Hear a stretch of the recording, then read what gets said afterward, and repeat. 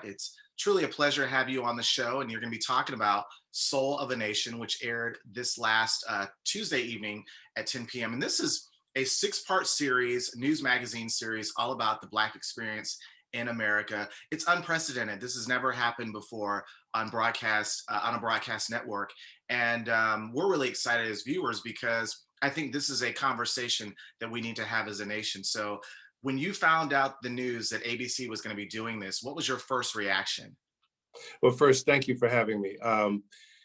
It was one of excitement and trying to figure out how I could play a role, how I could help, because when you do something that's unique, and we really feel that this is unique, you always want to be contributing to something like that. And to have a program conceived, produced, reported by largely African-American journalism professionals with support from across the news division, not just Black people, but across the news division, with the news division fully behind it, was something that, I think as an African-American, you feel pride in, but then you feel the pressure to want to make it good.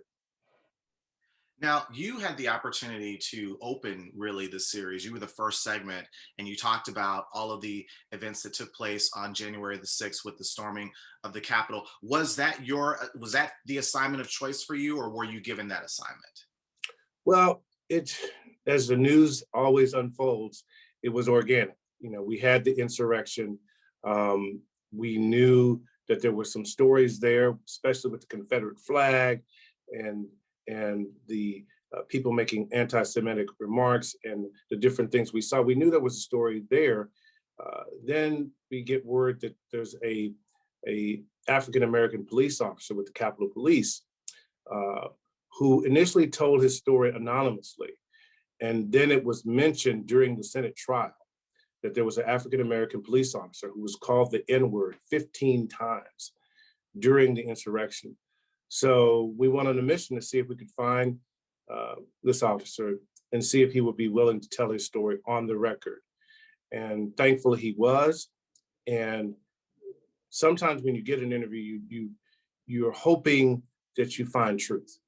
And one of the truths that we found is that race wasn't just a theme during the insurrection. It was a dominant theme inside that building. And to hear that man tell his story of fighting for his country, fighting to protect members of Congress. And as I said in the interview, race seeped into that too. And he describes this moment where, he's tired and he confronts a group of about 30 people.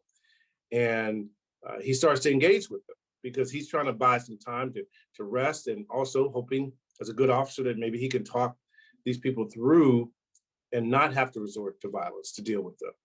And they start telling him, well, nobody voted for Biden.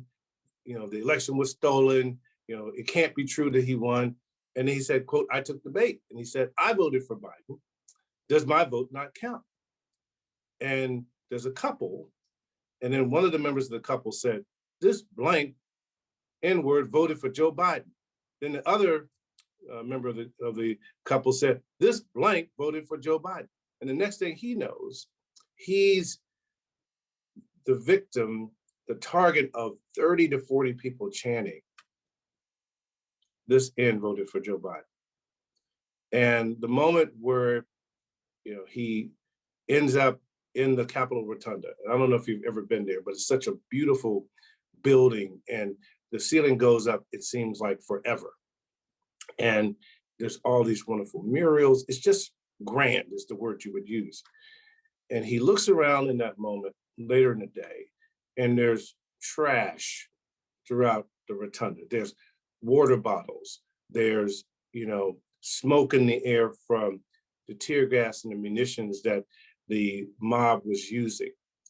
And he sits beside a friend of his, and tears start flowing down his cheeks. And he said, "I got called the N-word more than a dozen times today. Is this America?"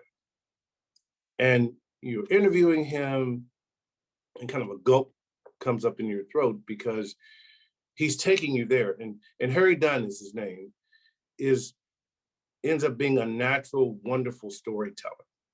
And I don't know whether he's had training, but I have to tell you, he broke down the moment and how he felt in such a real and sincere way. And I've been struck by the response to the interview, uh, family and friends, and just, you know, but it's a part of what Soul of the Nation wants to do, real conversation. In this case, two Black men. And Cornelius, I have to tell you, I couldn't sit down with him and help but share some of myself with him, as we had this conversation, because I wanted him to know that, yeah, I'm a journalist, but I'm in this conversation with you. And I think if there's any theme about Soul of the Nation, I think we want to take America inside some of the Black experience. Now, you can't, it's such a myriad, complex, layered, we're not going to be able to do it all, but I think that conversation is one worth having and one worth, delving into. You mentioned that you were able to really share part of yourself as you were doing the interview. And as a viewer, we were able to see that. And I said, you know what, for the first time, I'm really getting to see and learn a little bit more about who you are as a person. I feel like this series is allowing you guys to kind of let your hair down. I love some of the editing of the show. There were some moments that were very comical, and I was like, now that's real Black. I was like, okay. Yeah, like in the kitchen with Sunny. I mean, she's as real as it gets. Wonderful colleague.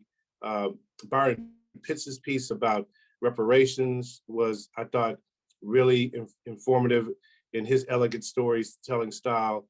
And Adrian Bankert, you're going to hear from Lindsay Davis, TJ Holmes, so many of my colleagues getting a chance to play a role and contribute to this, what we believe is a landmark series. You've been in this industry for a very long time.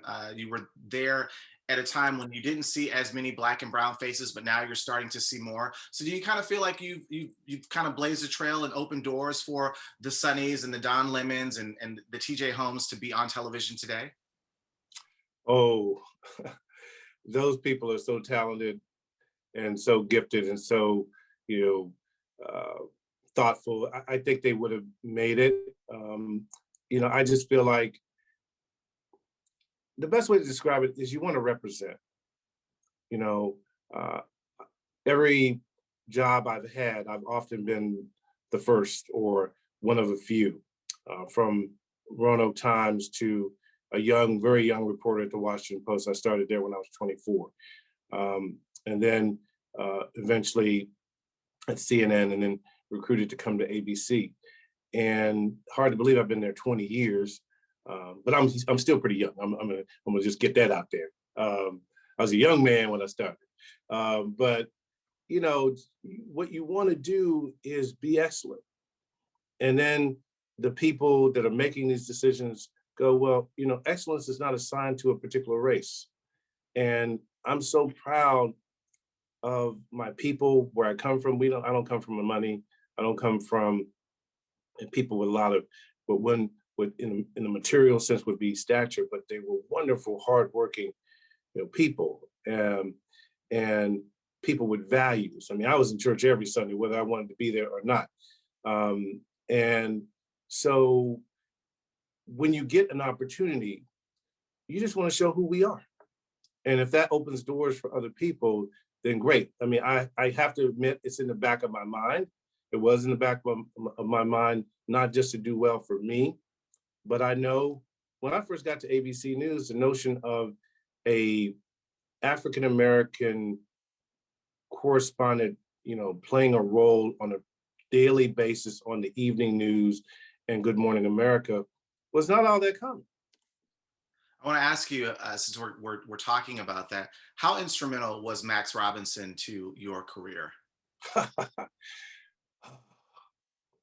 Cornelius, I grew up in a county, Amherst County, Virginia.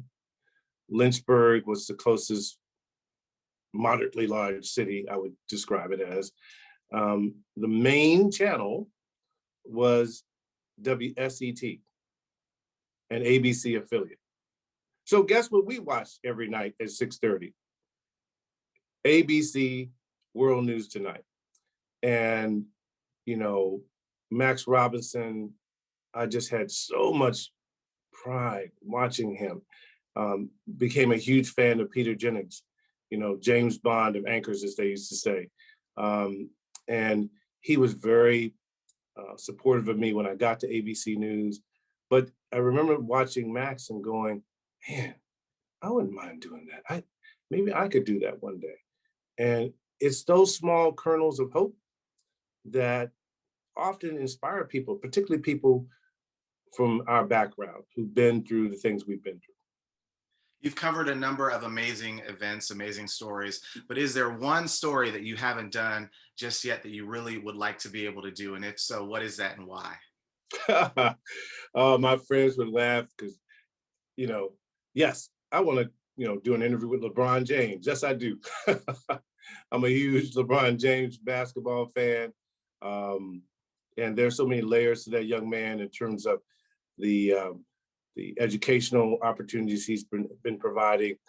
He seems to understand the connection between education and so many of the attendant problems that some sectors of our community have. And I would just love to pick his brain and have a conversation that's about sports, but also not about sports. So maybe he'll see this, And my last question, the media industry is changing so much. I mean, I think year by year, decade by decade, it's all changing. Everything is going digital. How do you stay on top of all of the numerous changes that are happening in terms of media and how we get our news? A lot of folks tune into just Instagram sometimes just to kind of scroll and see what's happening. I use the same approach no matter what the platform. I need to be informed. I need to be thoughtful, and I need to have things in context. And, I use that same standard, whether I'm putting something out on Twitter, whether it's going to be something I might post on Facebook. It's the same standard. I'm representing ABC News and I'm representing myself. And, sometimes you just got to keep it simple.